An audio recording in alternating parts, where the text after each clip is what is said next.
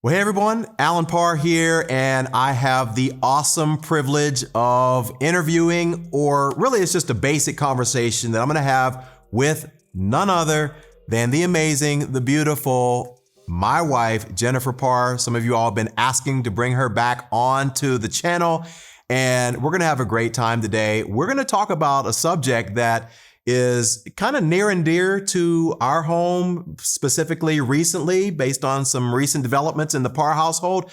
And I trust that it's going to be similar to many of you who might be making the decision, should you, as a Christian woman, should you continue to be a career-oriented woman? Should you continue to have a job outside of your home that might be a little bit tough to balance? We'll talk a little bit about that. Or should you just be more in a traditional role where you come home and support your husband and your kids and things like that? So I wanted to talk to my wife, and hopefully together we can provide some insight and wisdom for you all. So hopefully you can make a great decision about what is best for you. We want to start off by just kind of giving you guys a biblical perspective, right? There are a couple of different perspectives in the Bible, and we're going to try to hopefully give you all some tips a little bit later on in this conversation as it relates to what would be the best for your family. But this isn't like a legalistic thing where, hey, if you are a woman and you have a corporate job, then you're out of the will of God and you need to stay home and do all these things, right? Because there is a precedent in the Bible for like the Proverbs 31 woman. Although I don't know if we can make an argument that she was a corporate woman, but she was definitely working hard. She had businesses and things like that. So there's obviously a precedent for that. We can look at the Old Testament figure of Deborah. She was a judge, and so she was clearly high powered and in position of authority. But then you look at scriptures of the New Testament where it talks about the woman should be like busy at home and caring for her home. And so there's that dynamic and element as well. So I just want to make sure you all know that, we're not necessarily leaning in one direction or the other, but it really is more about what's best for your family, which now basically fast forwards us into our situation. And can you tell them a little bit about kind of what the last couple years have been like since we've had our first child and what that looked like for managing work and family for you? Yes. So I think, when you met me, like I was not that woman that was like, I just want to get married and stay home and pop out babies and just enjoy homeschooling them. Like, Yeah, you were not the stay-at-home mom. No, I mean, when you met me, what was I doing? I was moving to a different state. To work. And so it is definitely, like I said, a concept that I have just, even to all the single women out there, when you are single, you are working. And so with that, we got married. I was working, and not just working, but when we got married, we always said that we were purpose partners and we wanted to do ministry together. We wanted to, raise a family together. And so in the beginning of our marriage, because of all of those goals and ambitions, it just made sense for me to work and for you to work. Yeah. Not only the fact that we didn't have a lot of money and we were struggling a little bit too. So I actually needed you at the time to be able to work to help provide for our family, which is something we'll talk about a little bit later. Absolutely. And I didn't mind because, as you know, I've been working since I was 15 years old. So let's fast forward to now, not only one child, but two kids under the age of 2. We have been married, 3 years, 4 years. Yeah. So just a lot of stressors. And at that time, especially over the past couple years, not only was I working, but I was working at my dream job. I went to school for communications. I minored in English, I minored in Spanish, and I loved public relations and journalism. And I was at a company that I was able to really thrive. We'd be considered HIPO, which is like high potential.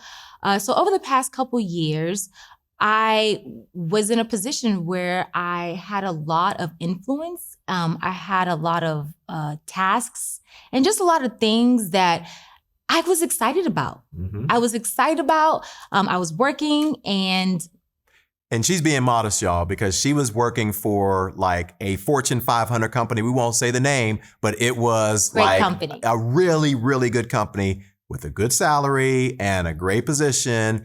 But tell us a little bit about that first position that you had and how that impacted our dynamic in terms of, and I can speak from my half after you share, but I can talk about like how that first extremely stressful job that you had impacted your feeling of the tension of, oh, I should be doing this as a wife and mother, but I need to get this deadline done for my boss. And then I'll talk a little bit from my perspective as it relates to kind of how, it impacted me. Absolutely. So I was in a position that we were rocking and rolling. We were making community impact. We were having executives involved, and I supported a lot of that work. And so I found myself in a really awkward position to where it's like, oh, the chief financial or chief whatever officer just reached out and needs this, but my husband needs me. Oh my goodness, we've got this launch coming up, and I've got to prepare some communications for that, or go over communications because I'm about to be interviewed. But my kids need me and they're sick. Or, oh man, or the kids need to get picked up from school. They need to be picked up from school. Or, hey, school calls. So-and-so is sick.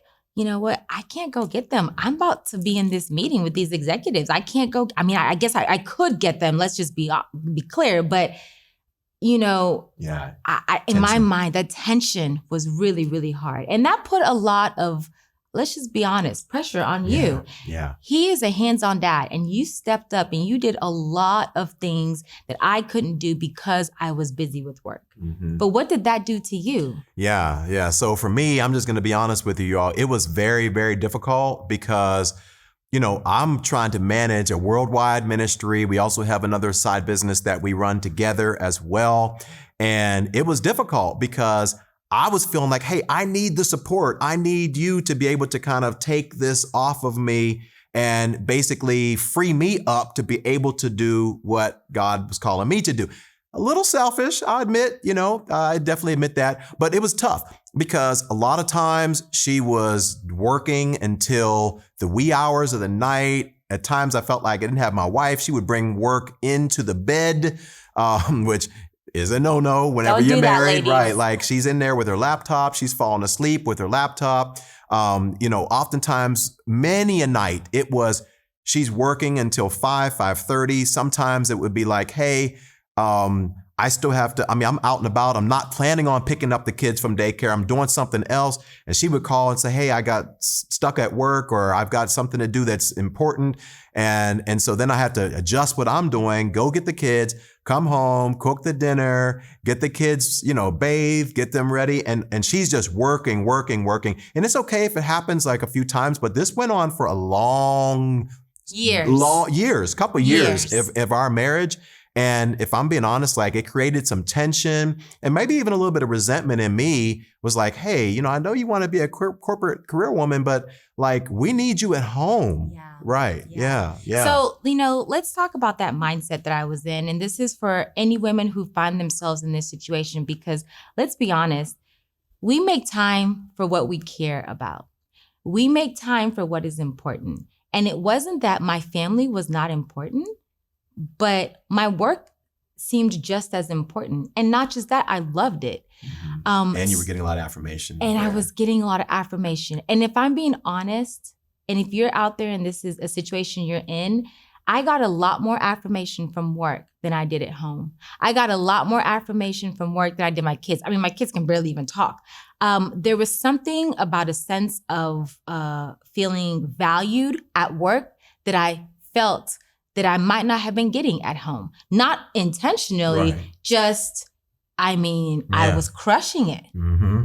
Mm-hmm. And that is unhealthy. We're going to dive into that a little bit more about what made that unhealthy. Yeah, let's talk about that a little bit since we're here. Like, let's talk a little bit about this concept of identity and how that can play a role in whether we decide to stay in a job or what type of jobs we get, or whether we take a job that may take us away from home, traveling a little bit on the road, because sometimes I think we can derive our identity and oftentimes our self-worth from our job and even from our ministry, if we're being honest. So talk to me a little bit about that. Was there any of that in your life where you felt like I'm just like, who would I be without this? Yeah.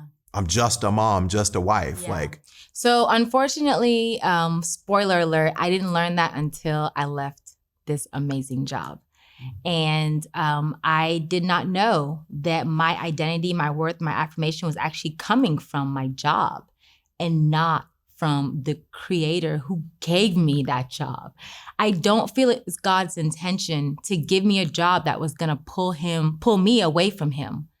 I prayed for it. I was like, I got it. You remember the night I was getting ready to start, and I was just thanking God, like, thank you for giving me this. And that one thing he blessed me with is what took me the furthest away from him. Now, interestingly enough, I worked for a company that I was actually able to launch a Christian organization where we had over 600 members, like getting together at work, praying, having worship. It was amazing. But even that is not, I don't think that was God's desire, is for me to continue to build that while it's pulling away from the order that he gave me to be present at home. Yeah. All right. So now let's transition to a really, really interesting season, because we already have addressed the problem, the tension, the working. I know I can speak also for mental health issues, things you were dealing with from a mental health standpoint. Oh, I wasn't sleeping. I was getting an average of 4 hours a night. Yeah. If that. Stress. Marital strife. Yeah. Let's just be honest. Sex drive. I mean, hello. Yeah. If you're getting 3 hours of sleep, like, you don't have time or energy to do anything. And that was frustrating, brother, too. I'm just going to be honest. That's frustrating. Right. So that's all the things that go into this, right? So what was the epiphany? At what point did you start to sense? Because let me just say this, guys. We did decide to bring Jennifer home. Spoiler alert, okay? She is currently home 100% with us. But that wasn't something that was largely driven by me, because I wanted to make sure that it was a decision that you wanted to make, so that there would not be any sort of resentment later on, like, hey, my husband wants me to be home, but I still want to work. So talk to us a little bit about what did that transformation look like for you? What did God start putting on your heart? And then we'll move into, after that, like, what was the struggle? What was the tension, and some things that we kind of dealt with? So have you ever been in a season where you feel like you're so busy that even if God was trying to get your attention, like, would you even hear him? Would you even know if it was God? Like, God is constantly talking to us. He's constantly speaking to us, whether it's through his word, through people, through messages, through scripture. And I don't even think I would have even known God was trying to get my attention. And so what happened is he humbled me. And one night I was quarantined in our house. Yes. Because of good old COVID. Quarantined in a room, actually. And I just remember, I got it pretty bad. And in the midst of the chills, in the midst of the body aches and just the splitting headache, I could not sleep. And it was one of those things that I would have done anything to just go to bed and sleep, but I couldn't. And I felt like in that moment, God was like, okay, I've got your attention now. Are you going to listen to me? And there were a few scriptures that came to mind. So Titus 2, it says, instead, they should teach others what is good. Women must train younger women to love their husbands and their children, live wisely, be pure, and work in their homes. And I remember reading that, like, hold on, let me go to the Message or something. I don't read the Message, but let me go to a different translation. And even other translations, it was the same thing of this order. God is a God of order.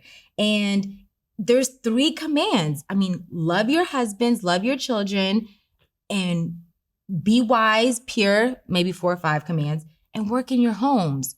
And the interesting thing about this scripture is, like, as I'm searching for different translations, I'm looking for, just different interpretations. The Greek actually interprets that as being a guardian of your home. And in that moment, I thought, wow, like, if anything happened to my company, first off, I mean, they would recover quickly. They've been around for so long. They've been successful. But like, if anything happened to my home, how would my children recover? How would you recover? How would I recover? And that was so convicting to me. But even though, again, God made that clear, I wasn't ready to listen. And I still fought it. And so this concept of being a guardian of our home, women, that is our job. So what does that look like when you're working, right? And I'm sure we'll dive into that, but I wasn't guarding my home. I wasn't guarding my husband's peace of mind. I wasn't speaking life into him. I didn't even have the energy to do that. I wasn't speaking life into my kids. I wasn't teaching them. I wasn't being, I just wasn't curating an environment. I was just in survival mode. And that was when I felt like God was clear and like, this has pulled you away from me. You're not fulfilling your role, your calling. It's time to make some changes. So once again, okay, God gives you this epiphany. You're feeling like, okay, God, I get it. The Bible says I need to be more active at home, need to love my husband. So was it an immediate shift like, okay, I got it. I'm ready to put my resignation in, or was it a process that you had to go through to get to the place where not just me, but you were ready to hang it up and actually come home? Yeah. So when God makes something clear for you, I feel like the enemy is always there just lurking to just distract us. And I remember obviously having that, revelation, and guess what happened? I got a promotion. Yay! I remember that. And it was, even though it was a lateral shift, it was a promotion in my career to where I was able to do more, work more. And I was like, oh, this is God. I got a promotion. But not every good thing that happens in seasons is from God. Sometimes that is the enemy that is distracting you because he doesn't want you to fulfill what God has called you to do. It's like the good versus Absolutely. Good versus great. Like, this is good, but yeah, but if you're not in tune with God and connected to him, you would know. You would think everything good comes from him. And yes, good things come from him, but the enemy is so strategic and crafty. And so I got the promotion. Guess what? I accepted it because I'm like, hey, this is God. Won't he do it? No, he was like, all right. So, and while that position was amazing, there was something in my heart that still said, Jennifer, like, this isn't it. I was going to also say, yeah, you getting that job was definitely like a smokescreen because it's like, your workload went from like 70 hours a week to about like 50. Yeah. So we could have easily been like, well, yeah, this is God because now she's not bringing work into the bedroom. She's not doing these things, but still you felt tension. Yes. And women, as wives, our first role is to be a helpmate and submissive to our husbands. And you've heard the saying, Jack of all trades, Jill of all trades, master of none. I was crushing it at work. I was doing okay at home. I mean, but we weren't the strongest in our marriage. We weren't growing. We weren't thriving. So I can't say the things that God had given me, had called me to do, I was a master in. And it got to a point to where, God again was reminding me like, hey, you actually might be the one that is stunting your husband or this ministry from growing. That's a heavy burden. What does that look like? That's what it was for us. What does it look like in your home, right? Your husband might have this idea. He has an amazing idea, but he's working a job that he needs support in, right? And God has called you as his helpmate. How can you help him? But help doesn't always mean you're working financially. Sometimes it's domestic support. Sometimes it is encouraging him, speaking life into him. Guys, our husbands go out every day and conquer the world. And when they come home, who is speaking life into them? Who is speaking life into them throughout the day? That is our job as wives. I was not doing that. And so those were some of the things that as the ministry was growing, this tension that I am like, I actually have a role to play in this as your helpmate to support you. But what does that look like? Yeah. So I want to ask a question now. What were your fears? What were you afraid of when God really put it on your heart like, Jennifer, you need to pull away, you need to come home. Talk to us a little bit about what were some of those fears that you were experiencing that maybe came from your childhood, how you saw women in your family and culture and things like that. Yeah. First off, who am I outside of work? Who am I outside of this amazing company I work for? Yes, I'm a wife and a mom, but those things don't excite me. What I did at work excited me. That was my number one fear. Number two is, am I going to be fulfilled as much as I was fulfilled at work at home? Number three, I mean, let's just be honest. It's easy for us to keep ourselves busy because that means that we don't have to focus on other things. How much work is it going to take for us to grow our marriage? How much work is it going to take for me to really curate and curate these gifts that our kids have? That's a lot of work. Honestly, I would much rather be at work than to have to deal with that. And shout out to stay-home moms who do it all, who homeschool and do that. I mean, that is harder work than going in and reporting in a corporate job every day, no matter what anyone says. Yeah. But the truth is, whether women are working inside the home or outside the home, it is hard work. And I was running from doing that work.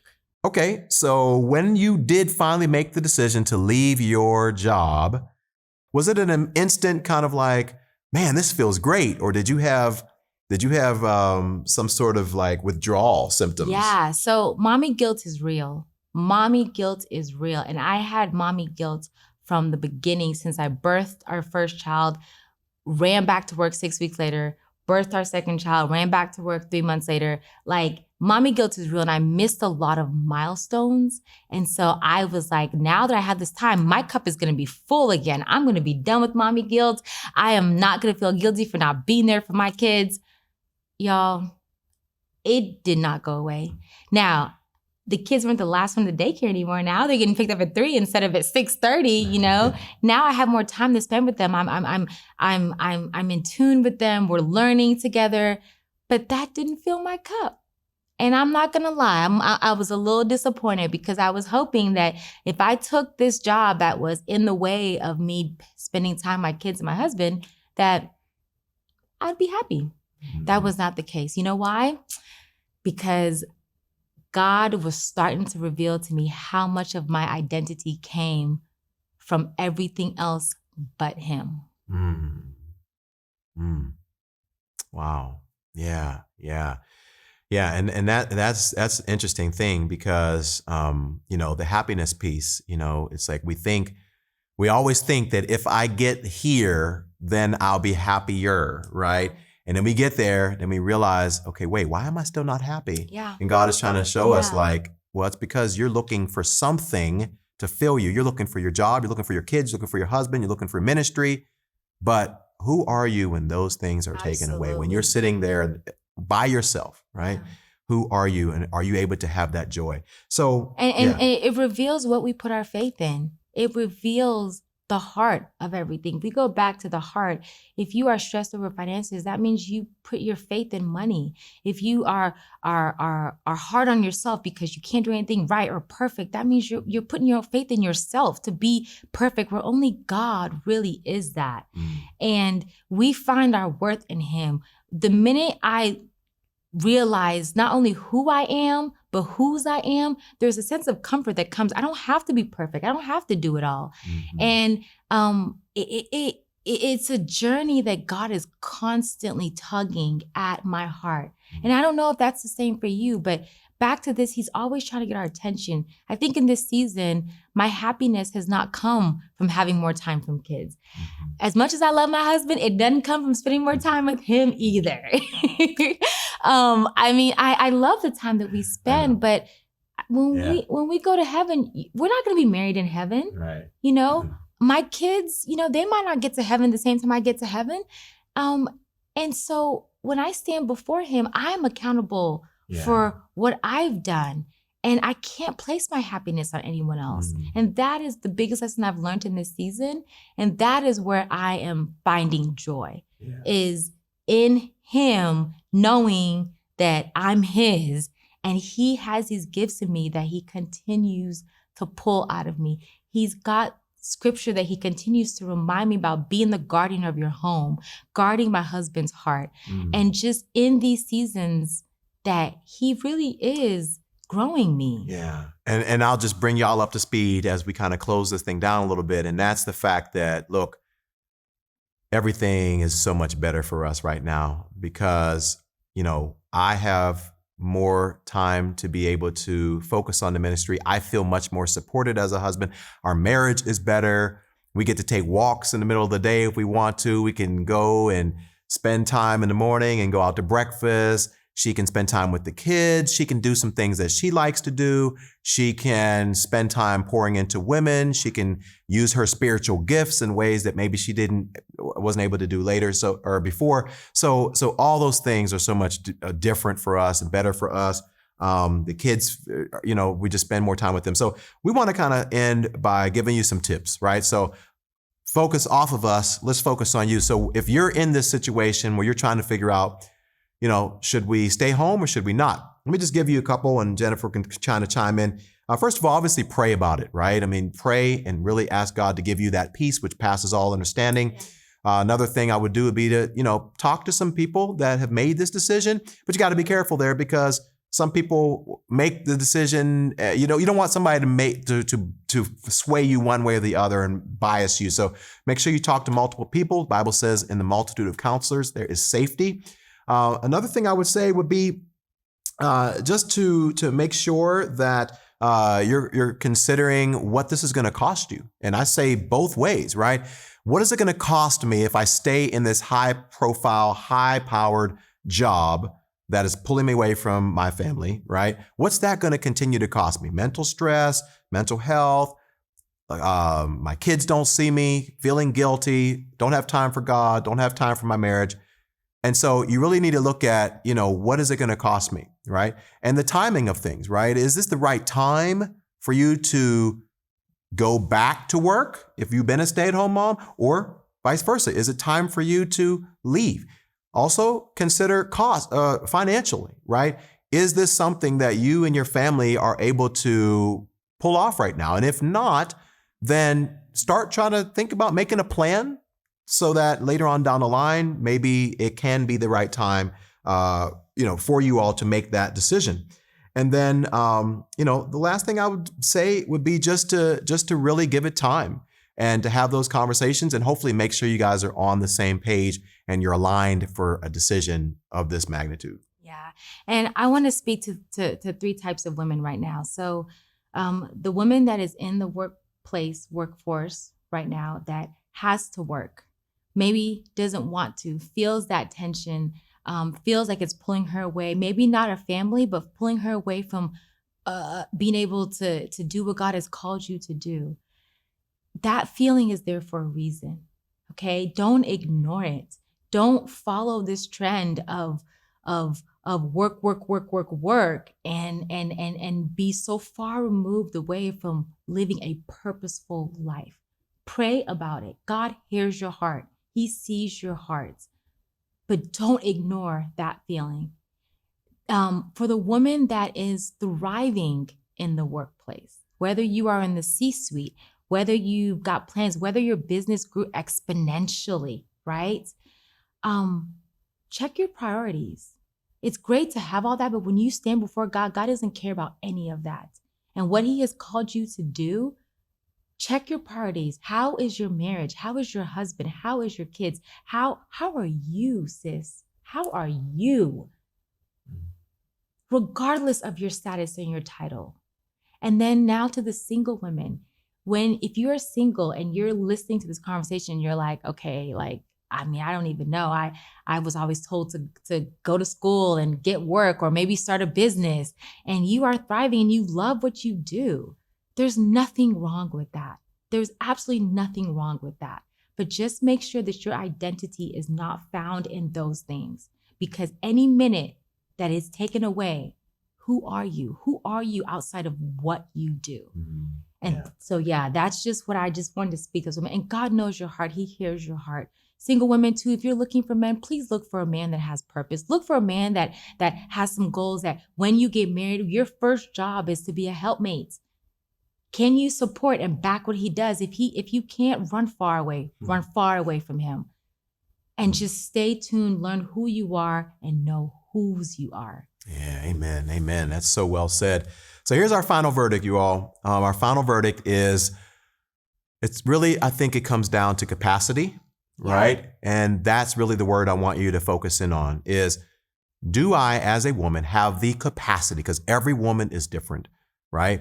But do I have the capacity to be able to work 50 hours a week or 60 hours a week and still care for my kids, care for my home, and really pour into my marriage and put God first in my life and take care of myself physically and stay in shape and use my spiritual gifts and do all these things and care for aging parents and all the things that you got to do? You really got to pull all those things together and say, do I have the capacity to manage all this? And not just manage it, but like really thrive in all these different areas, not just balance, right? But like really thrive in these areas.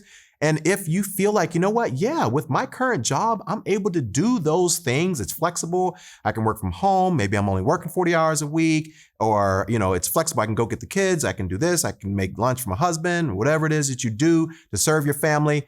Then if that's your capacity, then you know what, pray about it. And also if your your husband is good and he's not like, hey, I need you more, whatever, then feel free to do that. But if you're starting to feel that tension, where you're like, man, I am being pulled in so many different directions and I feel like I'm not doing well at any. I feel like I'm just like failing in every area, major area.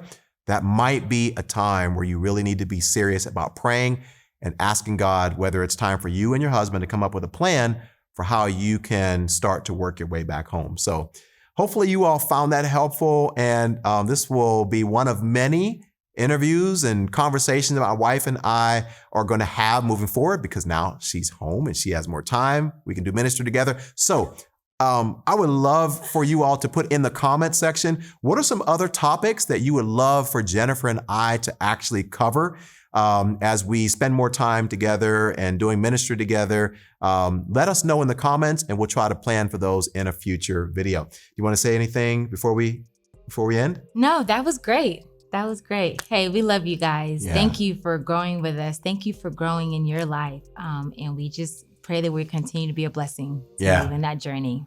Thanks, everybody. All right. We'll see you again. Bye-bye. Good job. Hey, good job. See, just real easy conversation. Yeah.